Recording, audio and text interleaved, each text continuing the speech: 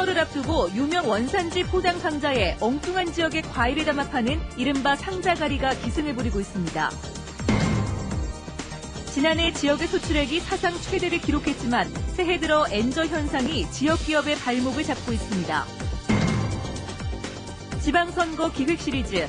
오늘은 대구 동구청장과 수성구청장을 준비하는 후보들의 면면을 살펴봅니다. 도심 초등학교들이 입시에 따라 학생 정원이 지나치게 많은 곳이 있는가 하면 학생 부족을 고민하는 학교도 있는 등 빈익빈 부익부 현상이 심각합니다. 네, 여러분 안녕하십니까? 대구 경북 소식 전해드립니다. 지난해 한 해 대구 경북 지역의 수출이 사상 최대치를 기록했습니다. 하지만 연말로 갈수록 엔저라는 악재를 만나 수출 손실액이 커진 것으로 나타났습니다. 특히 일본으로 수출하는 기업들은 큰 타격을 입었는데 일본의 엔저 정책에 대한 대비책이 필요할 것으로 보입니다. 금교신 기자가 취재했습니다. 지난해 대구 경북 지역의 효자 수출 품목은 역시 구미공단의 휴대전화 등 통신기기였고 자동차 부품의 수출도 눈에 띄게 늘었습니다. 지난해 지역의 수출액은 607억 7,800만 달러로 전년보다 3% 늘어 사상 최대치를 기록했습니다. 반면 수입 실적은 12% 줄어 무역 수지 흑자만 400억 8천만 달러, 우리나라 무역 수지 흑자액의 91%를 대구 경북에서 달성했습니다. 중남미 등 수출 신흥국가의 전가세가 상당히 많았고, 그 다음에 지역 수출 주력 시장인 미국으로의 수출 성장세가 견고히 지속이 되었습니다. 그러나 2012년 연말부터 시작된 엔저 현상은 지역의 대일 수출 기업에 큰 피해를 남기고 있습니다. 일본으로 건설기계 부품을 수출하는 이 업체는 환율 하락폭이 1년 사이 무려 20%에 이르자 매출이 18%나 떨어졌습니다. 바이어와 맺은 환율 변동 보전 계약도 환율 하락 속도를 따라가지 못했고 매출 하락에 이은 수익 하락은 회사 주가에도 영향을 주고 있습니다. 엔화 환율 하락만큼 가격 인상을 추진하고 있습니다. 또한 엔화 대비 US 달러가 덜 절하되어 가지고 일부 업체는 엔화 결제를 US 달러로 변환 추진하고 있습니다. 실제로 2012년 말부터 1년 동안 엔저 영향으로 지역 기업의 대일본 수출액은 14.7%나 줄었습니다. 경제 전문가들은 수출로 국내 경기를 부양시키려는 일본 아베 정권의 저환율 정책이 당분간 계속될 것으로 예상해 지역의 대일 수출 기업들의 활로 찾기에 비상이 걸렸습니다. MBC 뉴스 금교신입니다. 설을 앞두고 과일 수요가 늘자 일명 상자가리가 기승을 부리고 있습니다. 상자를 바꿔 원산지를 속이는 건데 이런 수법으로 10억 원어치의 배를 유통시킨 농민이 적발됐습니다. 보도에 권윤수 기자입니다. 대구에 있는 한 농협 공판장. 설을 앞두고 사과와 배, 귤 같은 과일들이 쏟아져 나오고 있습니다. 그중 한 상인이 경매에서 낙찰받은 친환경 상주배가 눈에 띕니다. 그러나 상주배가 아니었습니다. 경북 농산물품질관리원은 예천에서 생산한 배를 상주배라고 표시한 상자에 담아 대구 지역 도매시장을 포함해 시중에 68톤, 10억 원어치 넘게 유통시킨 혐의로 70살 윤모 씨를 적발했습니다. 이른바 상자가리, 포대가리 수법입니다. 설이나 추석 대목 전에 인지도가 없는 산지에 과일을 구매해서 이제 인지도가 있는 산지로 박스가리, 일명 박스가리라고 하는데요. 상자에 버젓이 쓰인 친환경 인증과 우수관리 인증도 받은 적이 없는 것으로 드러났습니다. 이렇게 같은 국내산이라도 원산지를 속여 파는 행위가 기승을 부리는 이유는 농산물에 따라서 소비자들이 특정 원산지를 선호하기 때문입니다. 그냥 배 같은 것도 이제 상주 거도 많이 찾고 나주 거 많이 찾고 그렇습니다. 사과는요? 사과 같은 거는 청송 거, 보사 이런 거 많이 찾고. 따라서 선호하는 원산지로 둔갑시키면 더 많은 이익을 취할 수 있는 겁니다. 농산물품질관리원에 따르면 식품 기준으로 상주배가 다른 지역 배보다 한 상자에 1,000원에서 3,000원 정도 더 비싸게 팔립니다. 좀처럼 근절되지 않는 얄팍한 상술이 유통시장을 혼란스럽게 하는 건 물론이고 제대로 된 상품에 대한 소비자의 신뢰마저 무너뜨리고 있습니다. MBC 뉴스 권윤수입니다.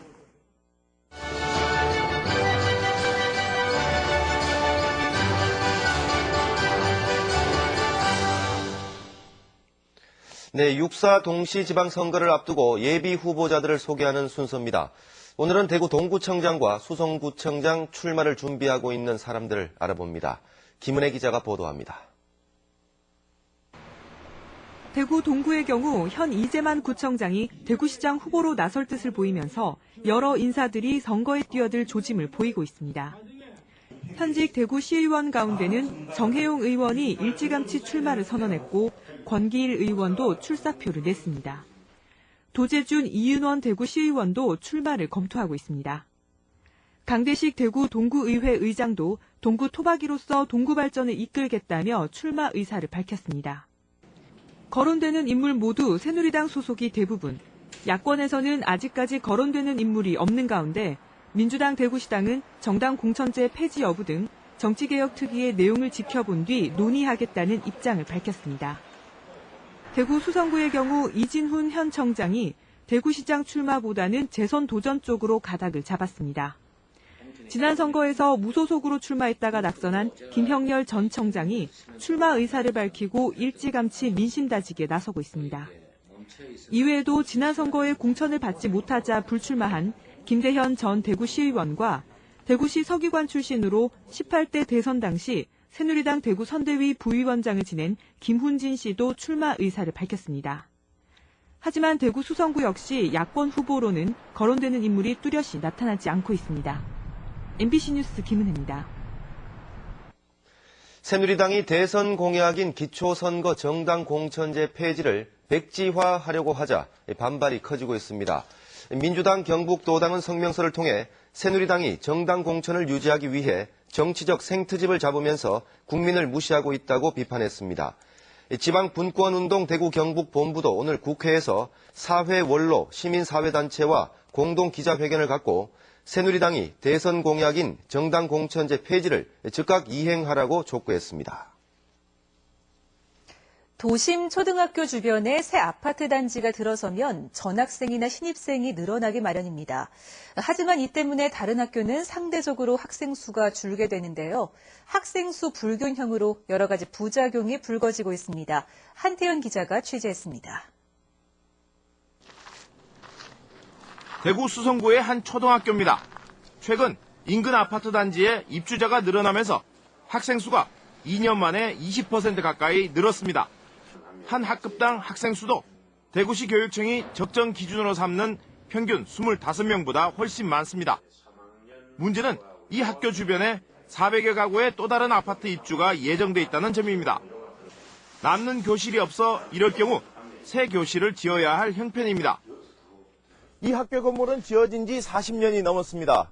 증축이 어렵기 때문에 교실을 더 만든다면 운동장 한 켠에다가 지어야 합니다. 우리 학교 교육에 많은 지장을 초래하고 있습니다. 교육청에서도 이와 같은 것을 감안해서 교실 증축 문제를 학교와 상의를 하고 있는 중에 있습니다. 학생 수가 줄어든 학교도 고민이 적지 않습니다. 한때 과밀학급으로 학생 수가 많아서 고민이었던 달서구의 이 초등학교는 최근 2년 동안 전교생이 230여 명이 줄어들었습니다. 최근에 또 월서지구에 대단지 새 아파트가 많이 들어섬으로 해서 그리로 아이를 데리고 또 이주를 했기 때문에 빈 교실을 교과 전담 수업으로 하는 특별실과 식당 등으로 바꿔 운영하고 있습니다. 학생 수가 계속 줄어들면 지원 예산도 줄어들어 학교 관리에도 어려움이 많습니다. 통합구역을 장기적으로 이제 재검토를 해서 조정하는 방안을 한번 검토를 해보겠습니다. 늘어나면 늘어나는 대로, 줄어들면 줄어드는 대로 학교마다 학교 운영에 대한 고민은 사라지지 않고 있습니다. MBC 뉴스 한태현입니다. 얼마 전 불이 난 안동 하회마을에서는 최근 4년 동안 3번의 화재가 발생해 안전관리에 허점을 드러냈습니다.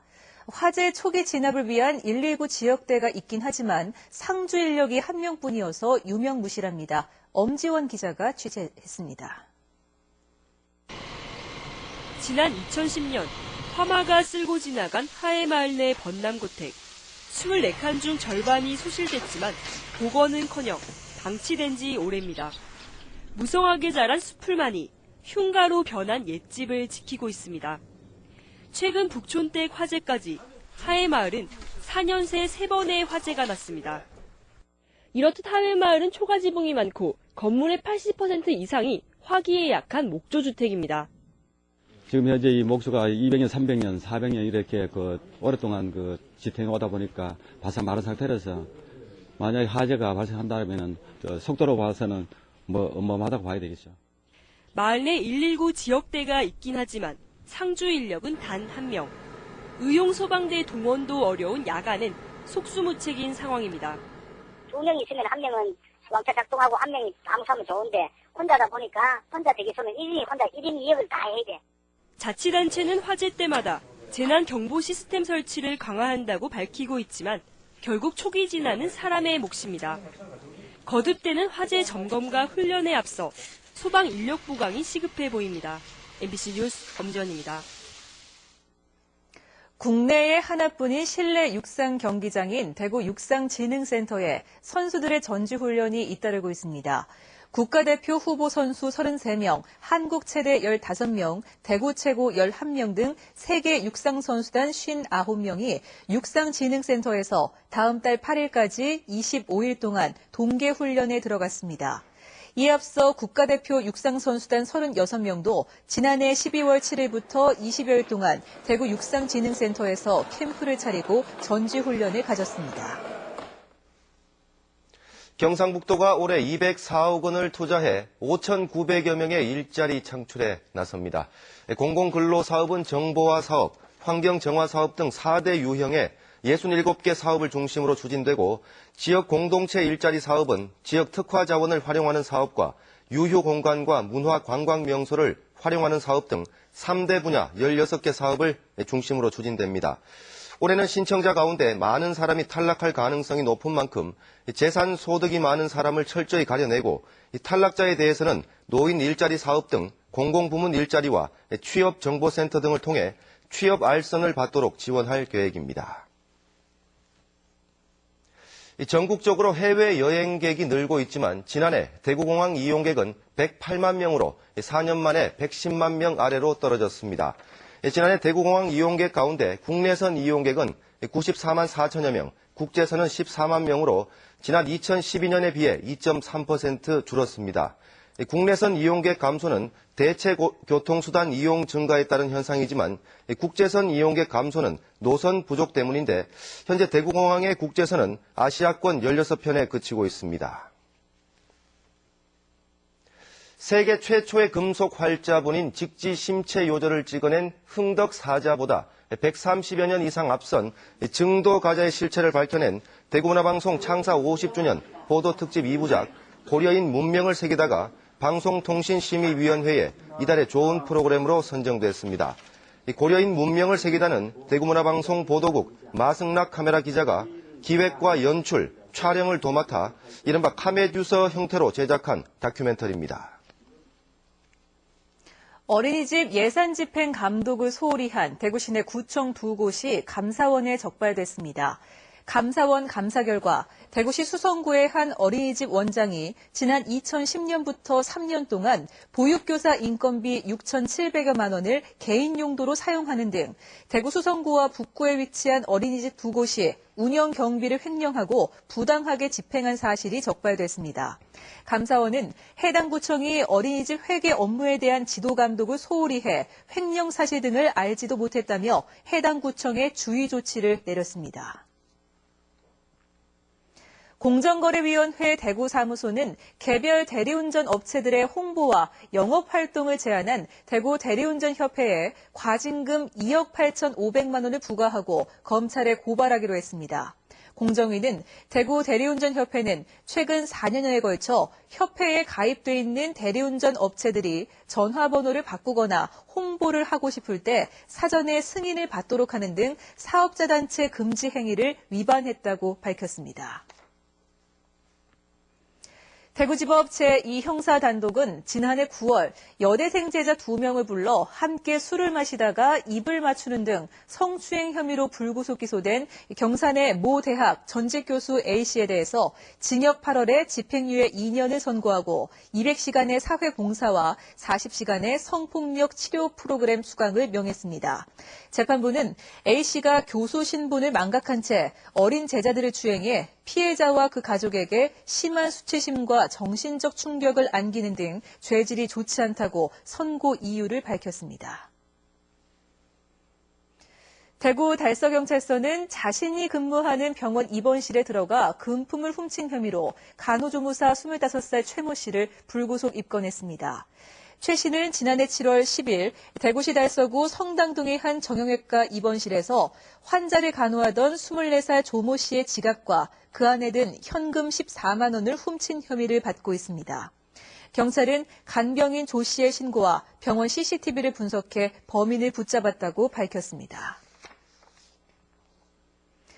대구 동부경찰서는 대구 시내 교회를 돌아다니며 상습적으로 금품을 훔친 30살 김모 씨를 특수절도 혐의로 구속했습니다. 경찰에 따르면 김 씨는 지난달 30일 새벽 1시쯤 대구시 동구 유라동에 있는 한 교회에 침입해 현금과 컴퓨터 등 180만 원 상당의 금품을 훔쳐 달아나는 등 지난해 8월부터 최근까지 20여 차례에 걸쳐 1,000여만 원 상당의 금품을 훔친 혐의를 받고 있습니다. 무소속 안철수 의원 신당 창당 준비기구인 새정치추진위원회 추진위원회 지역 출신 인사 2명이 포함됐습니다. 전체 추진위원 8명 가운데 사공 정규 씨는 동국대 경주캠퍼스 의대 교수로 포항 아동학대 예방센터 사례 판정위원장으로 활동하고 있습니다. 정준규 씨는 직업재활을 전공한 이학 박사로 복지 분야 전문가로 활동하고 있습니다.